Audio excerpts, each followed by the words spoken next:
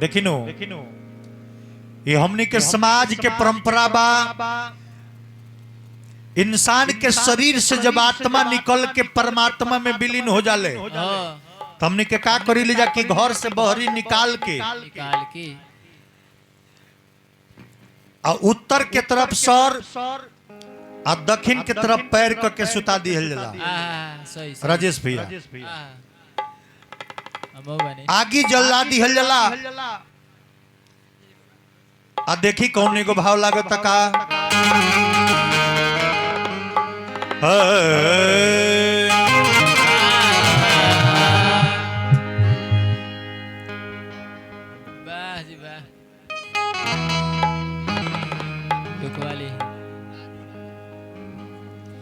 और चलिए 101 रुपया हमारे मऊ से राजू राज भैया जी की तरफ से आशीर्वाद आयल। भगवान से निहोरा शुभकामना के बिनती बा।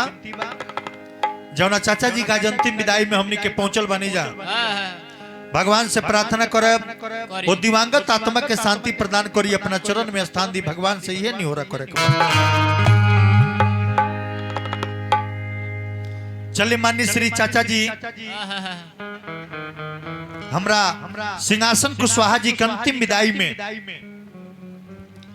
जितना लोग जुटल बा सबका के बार बार प्रणाम करतनी। चली वहां के पुत्र बनी हमरा माननीय भरत कुशवाहा जी, धर्मराज कुशवाहा जी, राम सकल कुशवाहा जी, पूरा परिवार साथ ही साथ आंख में से आंसू गिरता कैसे हो।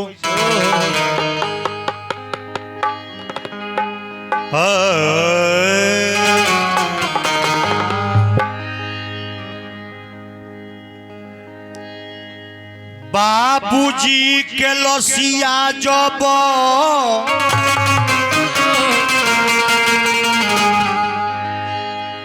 अरे देखनी दुआरिया पर, दुआरी पर लाश पड़ल बा। बाबूजी के लसिया जब अरे देखनी दुआरिया पर कि तीनों भाई रोवे फूका हारी हेरा। बाबूजी के लसिया जब देखनी दुआरिया पर तीनों भाई रोवे हारी हेरा। तीनों भाई रोवे फूका हारी रमा। तीनों भाई रोवे फूका हरिएरा। बाबूजी के लसिया जब, बाबूजी के लसिया जब देखनी दुआरिया पर तीनों भाई रोवे फूका हरिएरा।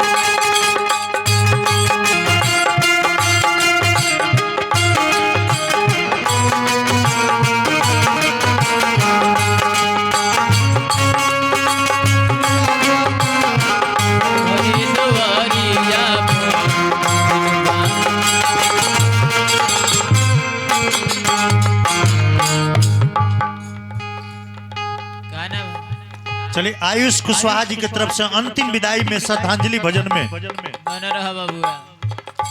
ढेर सारा रुपया भगवान से निहोरा शुभकामना के प्रतीक्षा बा। अब भगवान से निहोरा करे कि जौना चाचा जी का अंतिम विदाई में हमने के इस रात कार्यक्रम में उपस्थित बानी भगवान से निहोरा करब वो दिवंगत आत्मा के शांति प्रदान करी अपना चरण में स्थान दे होत का बा एक बेर जोर से हाला भइल सुन के रोवाई तब लोग देखवैले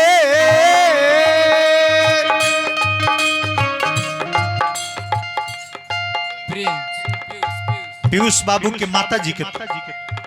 पीयूष बाबू की अम्मा जी की तरफ से ठीक है पीयूष बाबू की अम्मा जी की तरफ से अंतिम विदाई में 51 रुपया धनराशि प्रदान भइल बार बार प्रणाम बा भगवान से निहोरा करब कि आगे चाचा जी गईनी आ पीछे से घर में बढ़ंती होके भगवान से यह निहोरा करे के बा सुन के रोवाई तब लोग देखवैले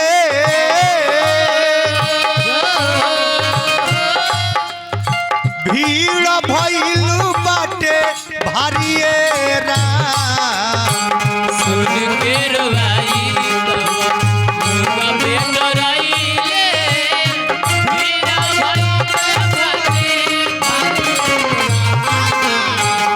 जब गांव नगर के लोग इकट्ठा होता और गांव नगर के लोग समझावता तीनों भाई से कि धर्मराज बाबू भरत बाबू राम सकल बाबू इतने दिन ले संगत रही है दुनिया के रीति बा गांव के लोग समझावता कैसे समझावला पर का होता रोई रोई घर के लोगवा फोनवा लगावे ले जहाँ जहाँ रोहे रिश्ता रोई रोई घर के लोगवा फोनवा लगावे ले जहाँ जहाँ रोहे रिश्ता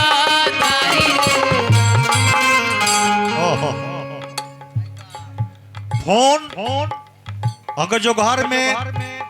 लड़का के चाहे लड़की के शादी तय हो गई तो फोन फुआ के लगे बहन के लगे जाओ तो बड़ी खुशी हो जा होला ये मन में लालसा जरूर हो जाला कि चलो माटी कोड़े में कुछ न कुछ भेटाई हाई पैसा ले ली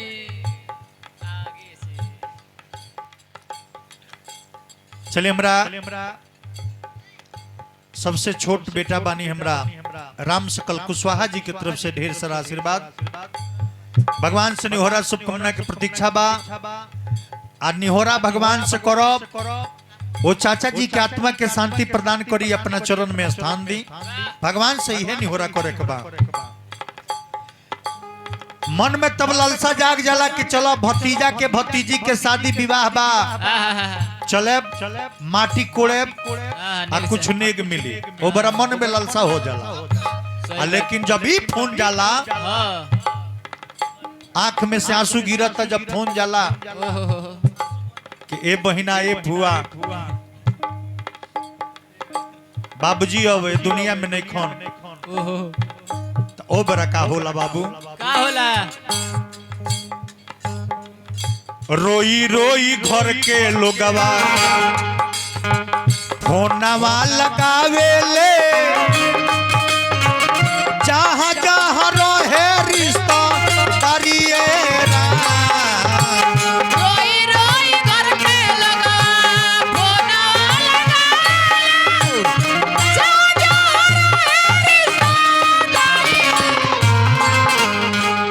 जे जे फोनवा पर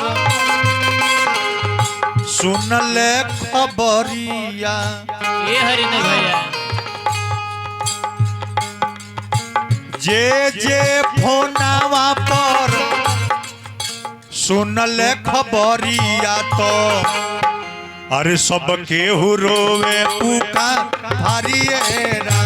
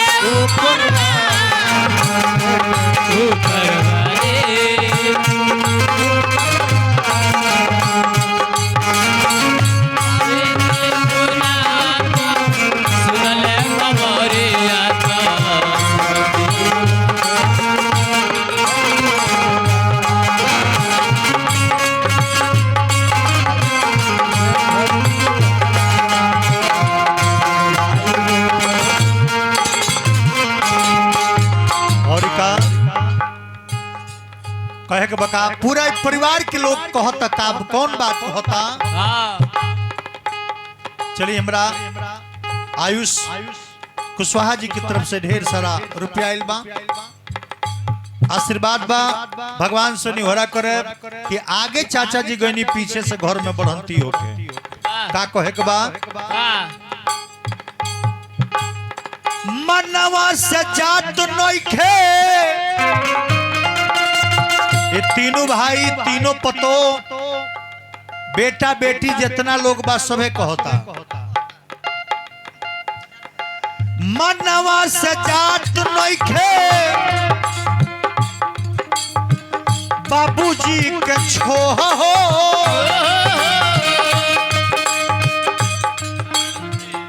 दुआरा पर बेटा रोवे घर में पतो हो। दुआरा पर बेटा रोवे घर में पतो।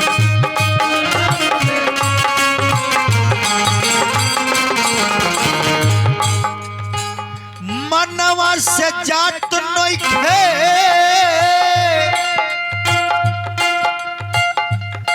अरे बाबूजी के छोह हो,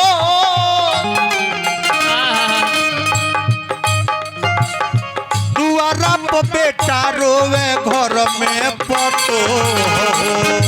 दुआरा पर बेटा रोवे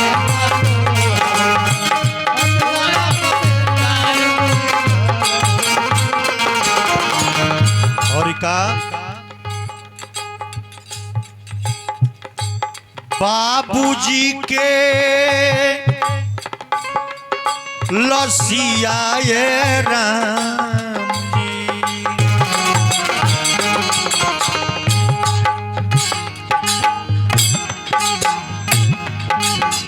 बाबूजी के लसिया जब देखले दुआरिया पर, बाबूजी के लसिया जब अरे देखनी दुआरिया पर। ले जा बिना टपे खाइए ले जा। चलिए हमरा आयुष बाबू की तरफ से ही अंतिम विदाई में ढेर सारा रुपया आइल बा कि तीनों भाई रोवे पुका हरिये